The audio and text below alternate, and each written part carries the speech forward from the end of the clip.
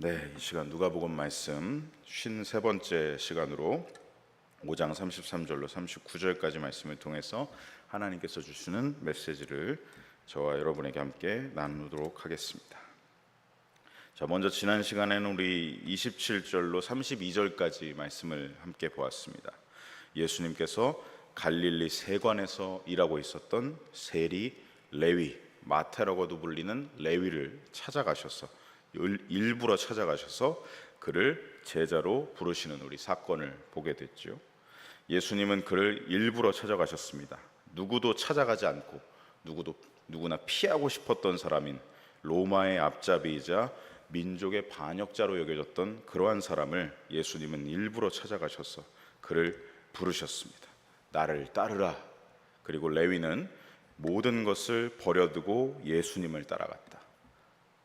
자신에게 이러한 감격을 주시고 그동안 무엇으로도 행복하지 않고 무엇으로도 다 그냥 짓눌린 삶을 살았는데 항상 압박감에 시달리고 경쟁의 사회에서 전혀 행복하지 않던 삶을 살던 그가 예수님의 부르심 앞에 이전에 한 번도 누리지 못했던 그 세상이 알 수도 없고 줄 수도 없는 그 자유함과 기쁨을 누리게 되었고 그 모든 것을 버려두고 예수님을 따라갈 수가 있었습니다. 그것이 바로 구원의 은혜요 감격인 것이죠. 이제 더 이상 내가 해왔던 것들이 보이지가 않습니다. 내가 쌓아뒀던 것들, 내가 얻어냈던 것들, 내가 유지해온 것들이 보이지 않고 이제는 무엇만 보이는 것입니까? 내 앞에 계신 예수 그리스도만 보이는 것이죠. 그렇게 모든 것을 버려두고 예수님을 따라 나섭니다. 그리고 곧바로 레위는 예수님을 위해 잔치를 열었고 자신과 같은 처지에 놓인 사람들도 그 잔치에 초대하여서 이분을 만나보게끔, 예수님을 만나보게끔 소개하게 되죠. 하지만 이 자리에 바리새인과 율법학자들이 찾아와서 찬물을 끼얹었습니다. 너희들은 어찌하여 세리와 죄인과 함께 먹고 마시는 것이냐? 제자들을 핀잔하자 예수님이 대답하셨습니다. 건강한 자에게는 의사가 쓸데없고 병든 자에게라 쓸데있나니 내가 의인을 부르러 온 것이 아니요 죄인을 불러 회개시키러 왔노라. 예수님은 스스로를 의인이라고 자기 의를 드러내는 자들을 위해서가 아니라 스스로 죄인임을 인정하는, 하나님 앞에서, 주님 앞에서 내가 죄인입니다. 그리고 내 인생은 그 죄악으로 깨어졌습니다. 그것을 고백하고 인정하는 자들을 불러 회개시키러 오셨다라고 말씀하신 것이죠. 예수님은 그렇게 인생의 깨어짐을 고백하는 자들에게 어떻게 하십니까?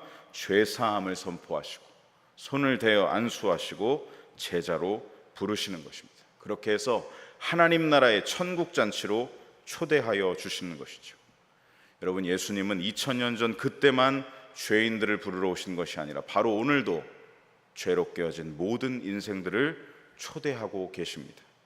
죄로 깨어진 인생을 부르시고 초대하시는 예수님, 이제 저와 여러분이 그 초대장을 우리 주변에 전하는 사명을 다해야 할 줄로 믿습니다.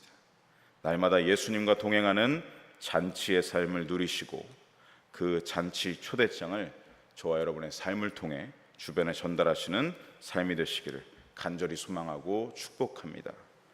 이어지는 오늘 본문 말씀에서 예수님의 이 말씀을 들은 바리새인과 율법학자들이 수그러들지 않고 다시 또 반박하고 있는 모습이 나타나고 있고, 그리고 예수님께서 그들의 반박에 대해서 대답하시는 말씀들이 오늘 본문에 기록되어 있습니다. 우리 함께 오늘 본문 안으로 들어가 보겠습니다.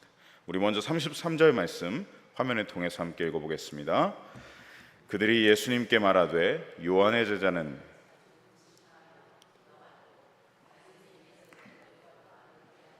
당신의 제자들은 먹고 마시나이다. 자, 바리새인들은 어떤 사람들입니까? 종교적 행위의 겉모습, 이 겉모습을 위해서라면 모든 것을 할 수 있는 사람들, 마치 이 종교적 행위가 자신들의 삶의 양식처럼 여겼던 그러한 자기 의로 믿고 살아갔던 사람들이 바리새인들이죠. 그들의 눈에 예수님이 정말 마음에 들지 않았던 것입니다. 왜냐하면 자신들이 철두철미하게 지키는 종교적 행위를 지키지 않는 예수님의 모습, 그리고 그의 제자들의 모습, 정말 눈에 가시처럼 마음에 들지가 않았던 것이죠. 바리새인 자신들과 심지어 세례 요한의 제자들도 금식하면서 기도를 하는데 예수님과 예수님의 제자들에게는 그런 종교 행위의 모양을 찾아볼 수가 없습니다. 그러니 그들의 눈에 계속 걸려들었던 것이죠. 한마디로 바리새인들에게는 예수님과 제자들은 거룩해 보이지가 않는다. 당신들은 거룩해 보이지가 않는다라는 핀잔을 하는 것입니다. 당시 유대교에서는 금식이 보편적인 종교 행위였습니다. 그리고 요한의 제자들도, 세례 요한을 말하는 것이죠, 요한의 제자들도 자주 금식하며 기도했다고 합니다. 당시 그들에게 금식은 무엇이었냐면 이스라엘을 위한 금식이었습니다. 로마의 속국이 돼서 나라가 지금 완전히 넘어간 그 비참한 상황에 대해서 참회하고 슬퍼하는 그런 표현이었던 것이죠. 그래서 금식에 이스라엘의 회복을 위한 준비, 그것이 바로 이들의 금식, 그 의미를 부여했던 것입니다. 오늘날로 말하면 국가를 위한 금식 중보기도였던 것이죠. 그러니 그들의 눈에 나라가 로마의 압제를 당하는 당시 상황에서도 한 번도 금식하지 않는, 전혀 금식하지 않는 예수님의 제자들은 이스라엘 회복에 대해 전혀 관심이 없는 자들이다 라고 여겨졌던 것입니다. 그 당시에 바리새인들은요, 이스라엘의 회복을 위해서 매주 이틀씩 날짜를 정해서 월요일과 목요일을 정해서 금식하며 기도했다고 합니다.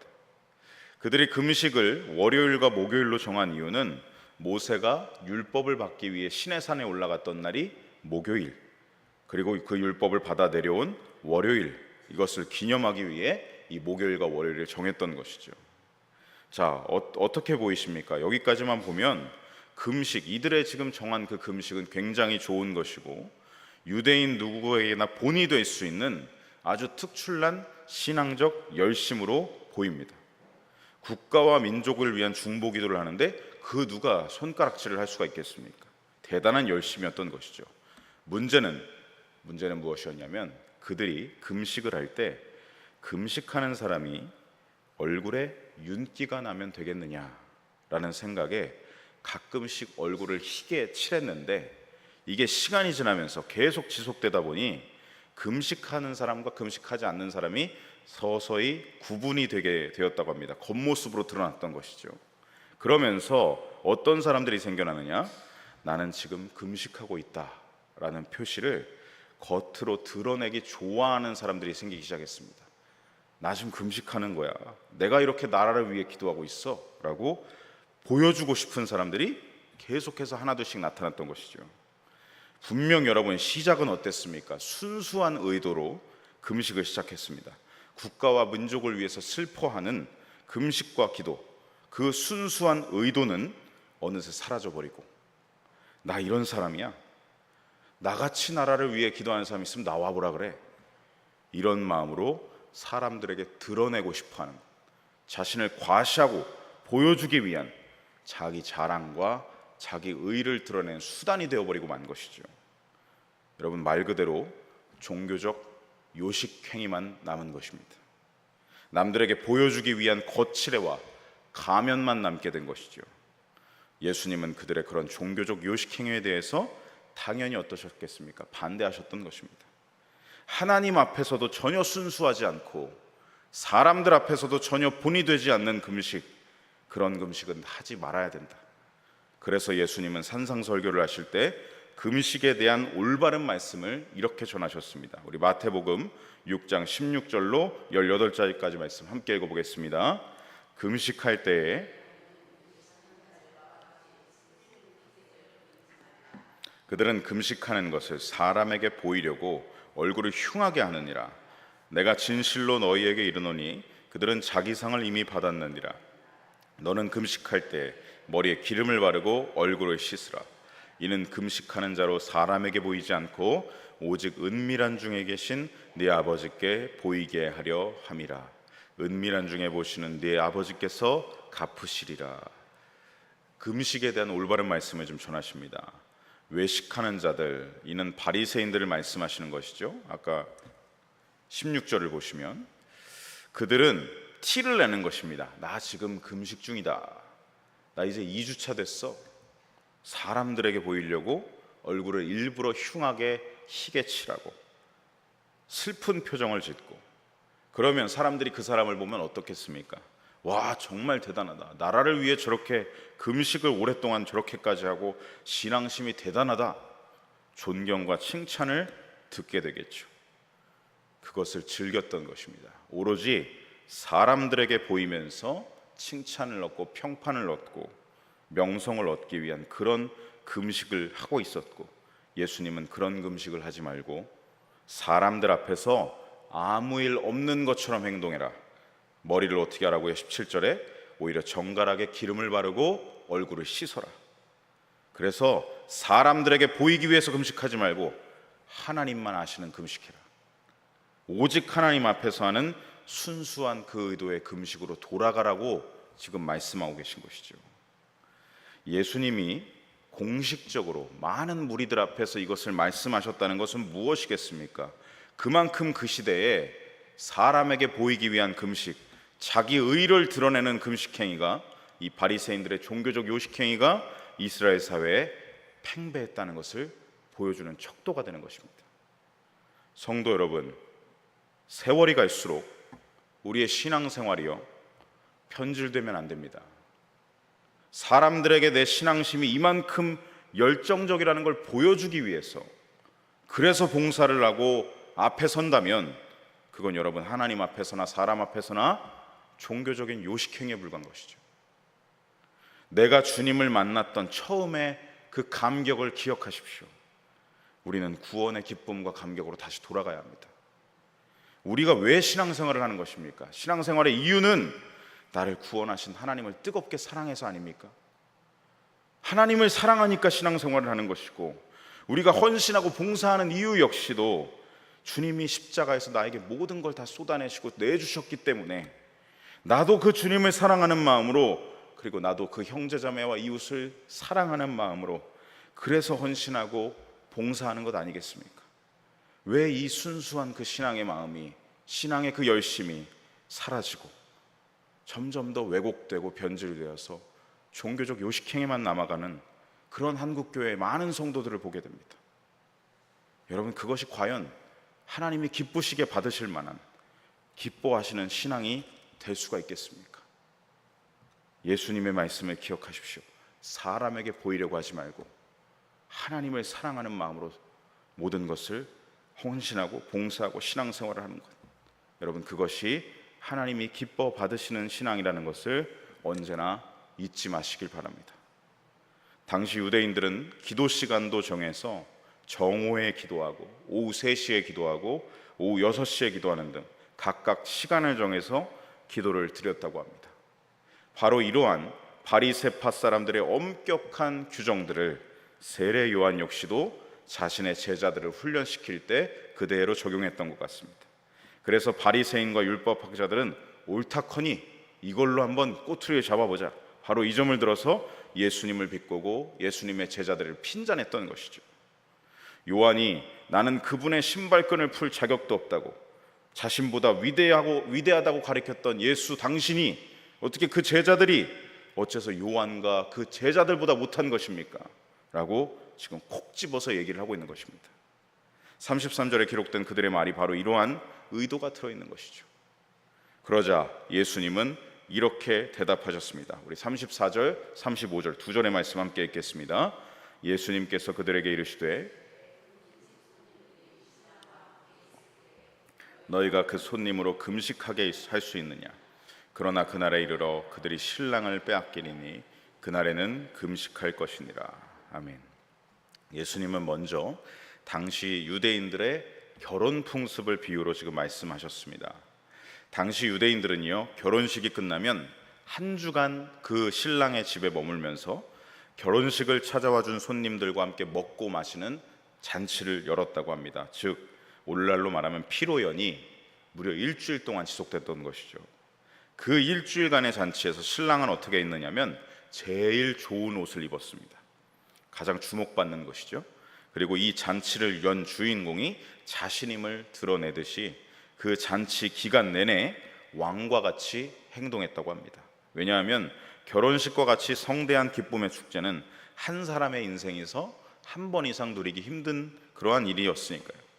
그래서 그 잔치에 온 손님들도 신랑을 예후해주고 기분 좋게 즐거운 잔치에 일주일 동안 함께 참여했다고 합니다. 그런 결혼 문화였던 것이죠. 그러니 34절에서 예수님이 하신 이 대답의 의미가 무엇이겠습니까? 신랑 되신 예수님과 잔치에 온 손님들, 곧 당신의 제자들과 함께 즐거움으로 먹고 마시고 있는데, 이 구원의 기쁨과 즐거움의 혼인잔치가 무르익었는데, 과연 너희들이 말하는 그 금식이 지금 이 기쁨의 잔치에 어울리는 것이냐라고 반문하신 것입니다. 여러분, 금식은 해야 할 때가 있고 하지 말아야 할 때가 있는 것이지, 지금 이들이 신랑과 함께 즐거워할 때인데, 예수님께서 오셔서 즐거워할 때인데 왜 슬프게 금식을 해야 하는가라고 물으시는 것이죠. 다만 35절, 그러나 그날에 이르러 신랑을 빼앗기리니 그날에는 금식할 것이다. 여기서 그날은 바로 예수님께서 십자가에 달려 죽으시는 날을 말씀하시는 겁니다. 기쁨의 잔치를 열었던 이 잔치의 주체자를 빼앗기는 그날이 오면 그날에는 슬픔으로 금식해야 한다라는 것을 말씀하시는 것이죠. 그날은 신랑을 빼앗겨 슬퍼하며 금식하다가, 그리고 또 다시 또 언제 기쁨의 날이 회복되겠습니까? 예수님이 부활하시며, 그리고 성령이 우리에게 임하시면 기쁨의 날이 다시 회복되는 것이죠. 성도 여러분, 예수님은 이 말씀을 통해 우리에게도 말씀하고 계십니다. 그리스도인은 누구입니까? 신랑이신 예수님과 함께 사는 신부입니다.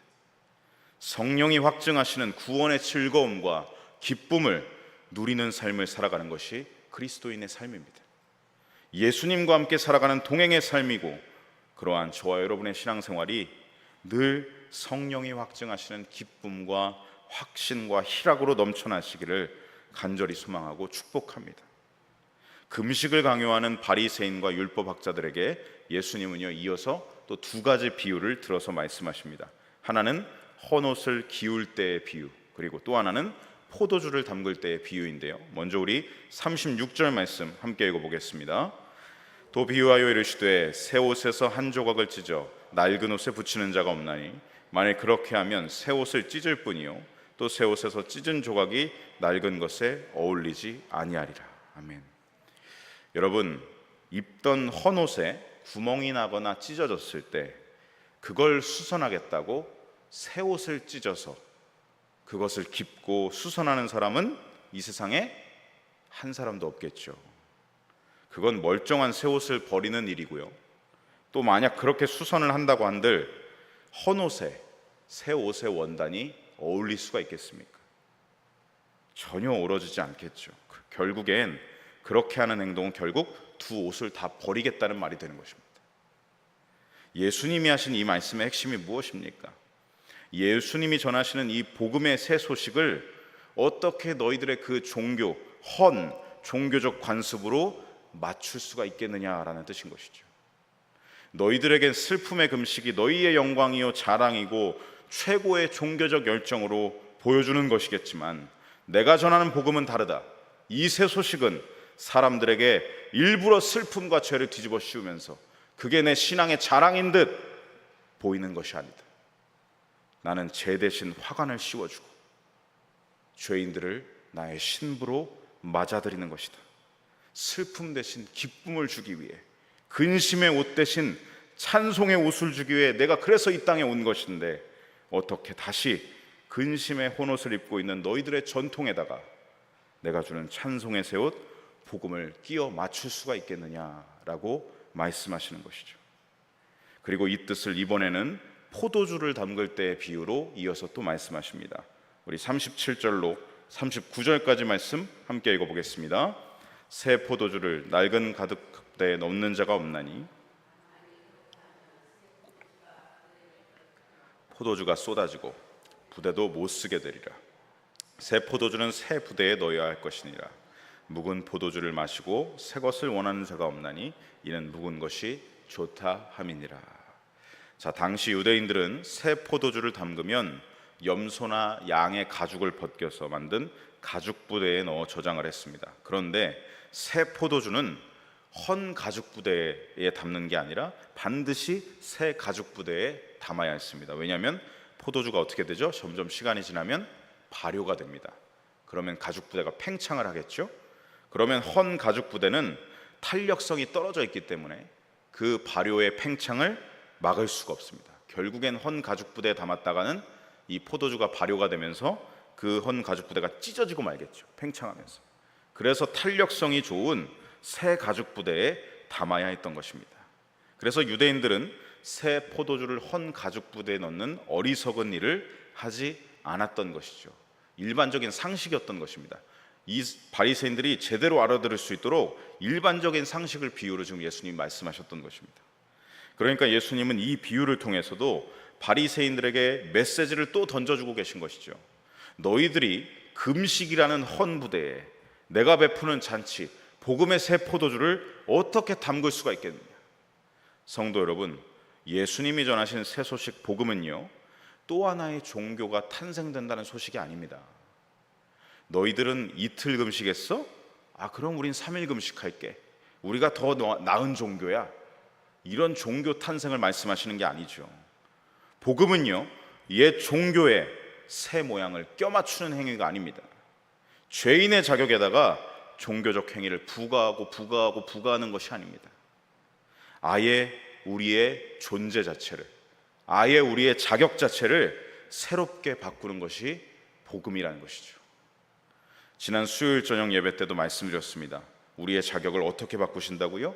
죄인이었던 우리를 예수 그리스도로 인하여서 칭의, 의롭지가 않은데 예수님 때문에 우리를 의롭다고 여겨주신다는 것입니다.